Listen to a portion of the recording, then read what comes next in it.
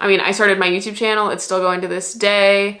I've got friends who made 3 albums because of this system. I have a friend who's written 2 books because of this system. And that is my favorite thing. It's just to see people's dreams come alive. That is what this is all about. That's what the whole point of this is. And so I just want to see people bloom.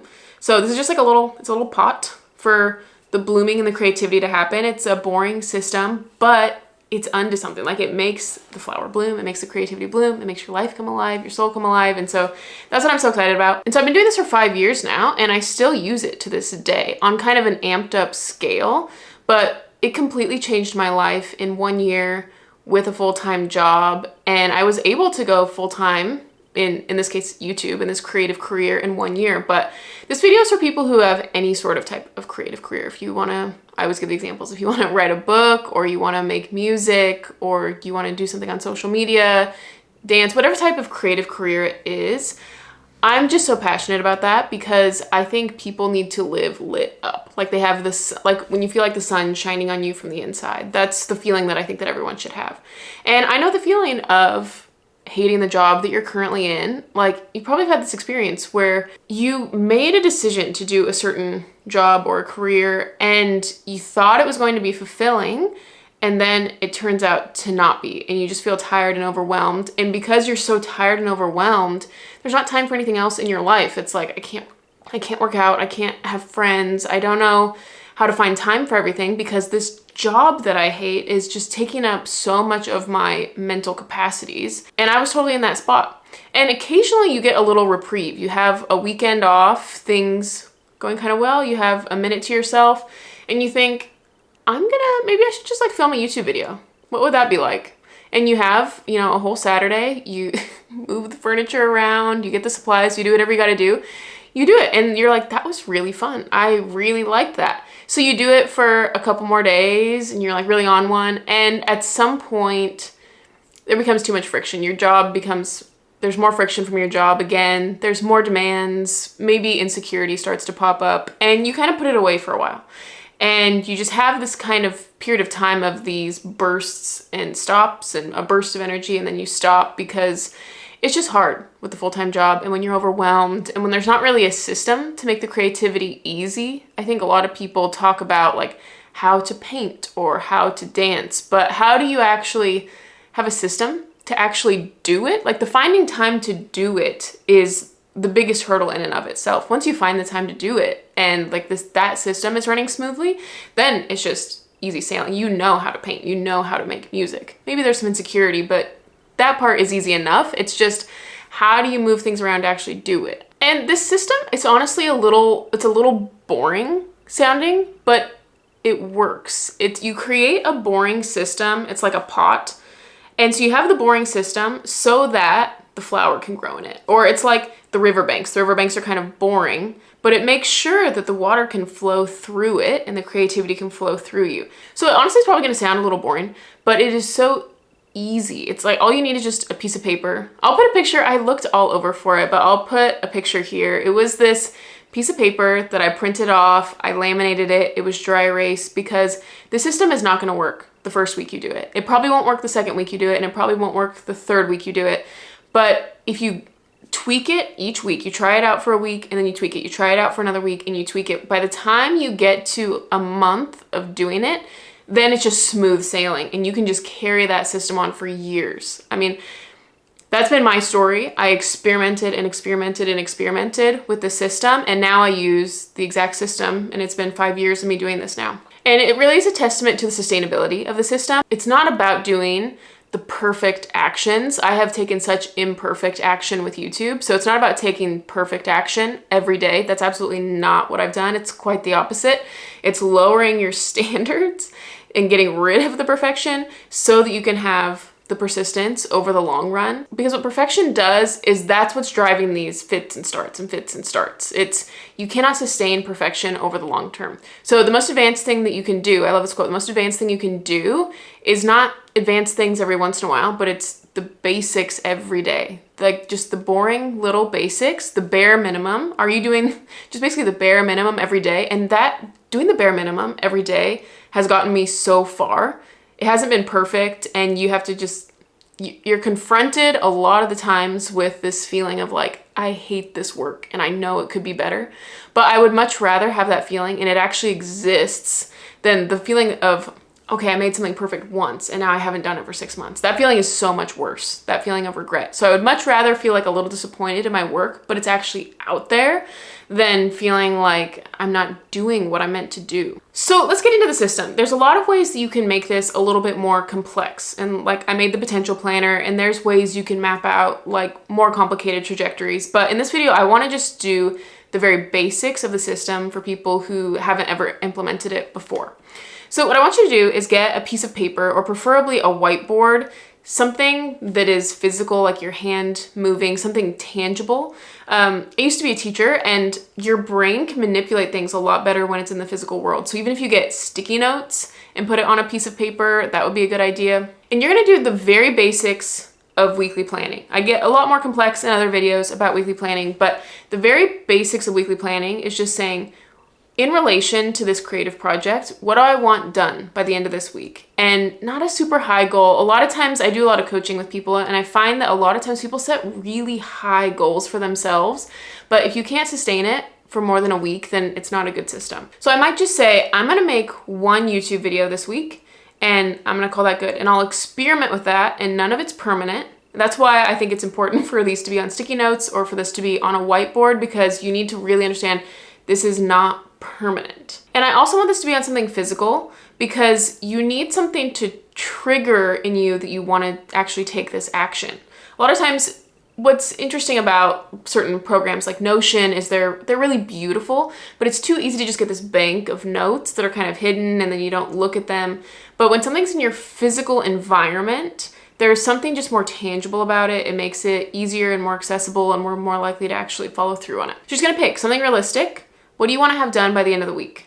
And I think it should be something completed, like something small actually completed. Not research, not brainstorming, but something like one chapter was written, one song was written, one YouTube video was created. Something that is a tangible result that you could actually be excited about. It's not too big that it's demotivating, but it's also not so small that you won't feel like you actually got something done. So I don't want it to be something like I brainstormed, I planned, I watched YouTube videos. These are all just forms of stalling that we can feel better about. We feel better about stalling than, doing nothing, but it's not the actual thing that we want to do. So I want you to pick, what do you want to have done by the end of the week? And then I want you to brain dump all of the things, all the steps that you could do to get this thing done. And I'll do a sticky note for each one.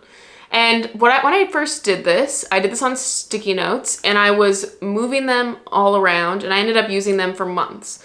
So your brain will be able to think a lot more creatively when you have something you can manipulate tangibly. So I actually think this is a really good use of the sticky notes. So in my case for YouTube, I was writing down like, okay, well, I'll plan the video, I'll outline the video, film the video, edit the video, the steps that I knew. And it doesn't have to be the perfect steps. I mean, if you want to really be perfect, it's like, okay, well, I want to have a hook, and I want to use these copywriting techniques, and I need to research the best lighting, and I need to But that's not what we're doing this week. We're not doing perfection. We're just saying with the tools that I have, because also delaying based on tools is another form of stalling. So we're trying to remove all forms of stalling.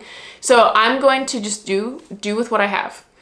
As an example, if you want to do social media, for example, my best performing video that has like 800,000 views was filmed on my iPhone. So if you have a phone, like, you do not need the camera. And in a lot of cases, cameras a lot of times make my life a little bit more complicated. So you're gonna brainstorm, each on its own sticky note, all the steps that you could possibly do. It doesn't have to be in order, just lay them out. And I want you to then remove anything that's a form of stalling. So researching, excessively planning, excessively brainstorming, there is a place for that, but not all week. We're not doing it all week.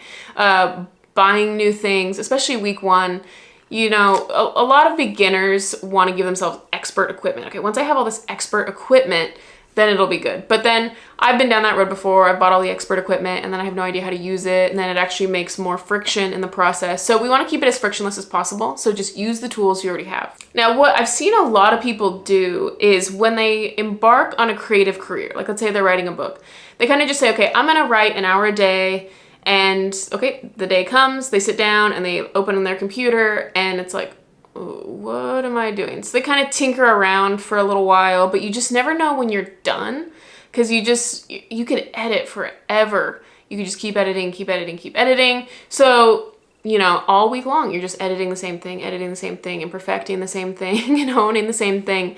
But if you decide the day of what you want to get done, that is already too late, because that is the most surefire way to really get behind on schedule and to make this book take 3 years to write. And when you have a full-time job, you just can't afford to be doing that. That's just not motivating if it's going to take you 3 years to do something. And if we're relying on emotions to be our metric when we're done, like, okay, when I feel good about this chapter, that's when I'm going to move on.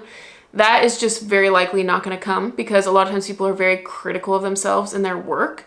And so that's another surefire way to just stall and make you not have progress. And then over time of not seeing progress, you get demotivated and then you quit. So what we need to do is get results a lot quicker. So what you need to do is every week, pick what do you want your outcomes to be each day.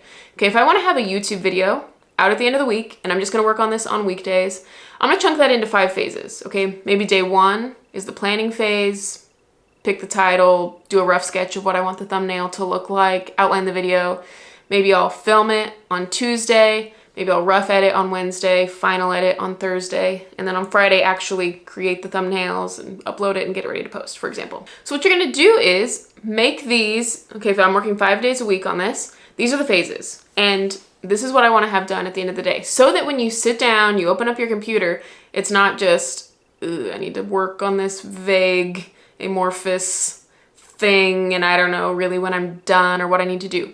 You have a task for the day, you sit down and you do your task, and then you're done. And the part where the system really comes into play is you're going to allot, you could start with 30 minutes a day. Eventually I want you to be doing an hour per day, 5 days a week, working on your creative craft. And you're gonna experiment with workflows. You know, maybe like the order that I just said for YouTube, maybe I try that the first week and I'm like, oh, you know, it would have been better to switch this order around because of this thing that I have, or I had filming for Tuesdays, but then I have this thing on Tuesday, so that's not working. And so the first week, it's not gonna go as planned. The second week, you'll experiment with something else and it's still not gonna go perfectly as planned. The third week, you'll try something and then you have interruptions, you get behind schedule, and then you realize that maybe, in your case, maybe evenings aren't working because you have a lot of interruptions. And so you experiment with mornings, and then that doesn't work because of this, so you try this. And eventually, after about a month, this is gonna get honed. And the best thing about this is it will help you eliminate perfection, because you need to have some metric for when you're done. And the metric for when you're done should not be your emotions. It should just be, I set aside an hour to plan the video, and when that hour is up, the video is planned good enough, because this is a marathon, not a sprint.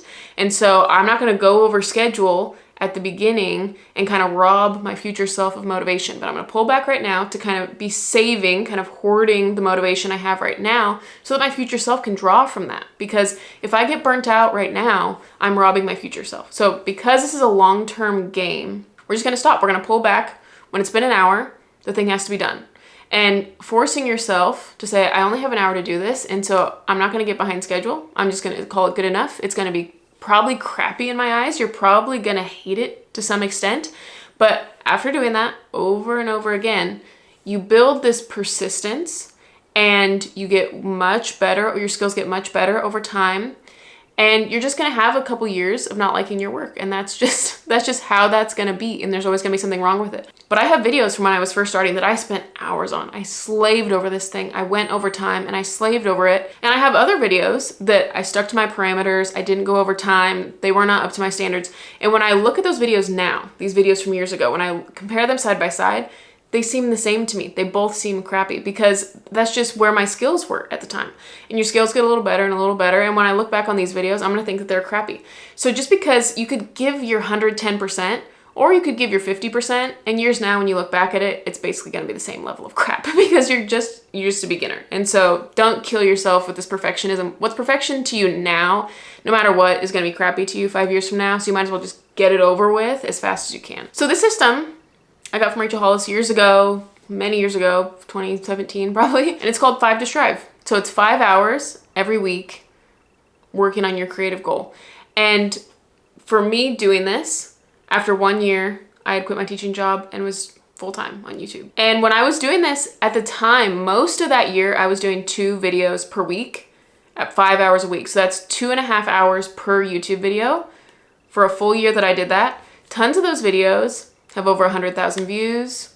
One of them has significantly more, and you just don't know. Some of them are hits, some of them are misses, and it's not really about, especially in the beginning, just pouring so much time into something, because you just don't know what's going to be a hit, what's going to be a miss. You might feel good about it and it misses. You might feel bad about it and it's a big hit. It's kind of like you don't really know. So it's best to just put the quantity out there, and over time there's kind of these random hits here and there. And a lot of my best videos I spent 2.5 hours on maximum, and that's just one of the quickest way to get results, is to fail fast. You fail, it doesn't work, you fail, it doesn't work, you fail forward, you fail forward, you fail forward, and something works. So if you watched the last video, you know that we're kind of in the middle of the high functioning delusion challenge, and this 5 to strive is something I briefly mentioned in that video, but I really wanted to dive into it further, because like, how do you set up the system to be high functioning? What this system does is it gives you clarity on exactly what you need to do. If you want to add a little boost to this, what I did, especially at the beginning, before this was a habit and before it was really easy, every single night, I would just set up completely whatever I needed for the day before. So if I was filming a video the night before, I set out the outfit, I set out the makeup, I set out the lights, I set out the camera, completely everything, so that when I woke up the next morning, the cue was already in the environment. There's no hump to getting started. It's just already there. So that's something that I think is really huge for keeping the momentum.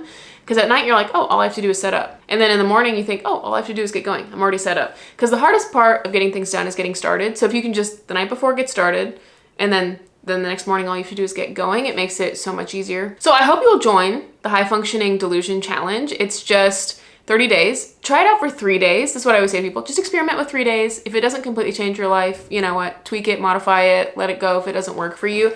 But actually experiment with it for 3 days and see if it doesn't completely change your life, because it completely changed mine and I'm still doing it years later. I do sell, by the way, the Potential Planner, which has you do this thing every single week. It's you pick your weekly outcome, you split that into 5 phases, and you do that every week so you can focus on your big goal. And I'm also coming out with a journal very soon. I'm very excited about it. My copy ships in today. It should get here tonight, so I'm really excited about that. So stay tuned for that. Check out the High Functioning Delusion Challenge if you haven't already done that. It seriously changed my life. And as well as if you would like help tailoring this to you, I've helped a ton of people set up their specific system. I have coaching calls. If you just go to the description, click that link, book a call. Those have been so fun, setting up people's things. I mean, I started my YouTube channel. It's still going to this day. I've got friends who made 3 albums because of this system. I have a friend who's written 2 books because of this system. And that is my favorite thing. It's just to see people's dreams come alive. That is what this is all about. That's what the whole point of this is. And so I just want to see people bloom. So this is just like it's a little pot for the blooming and the creativity to happen. It's a boring system, but it's unto something. Like, it makes the flower bloom, it makes the creativity bloom, it makes your life come alive, your soul come alive. And so that's what I'm so excited about. So check all that out that I mentioned in the description. Check out the challenge if you haven't seen that, the previous video. I will see you guys in the next one. Thanks, bye.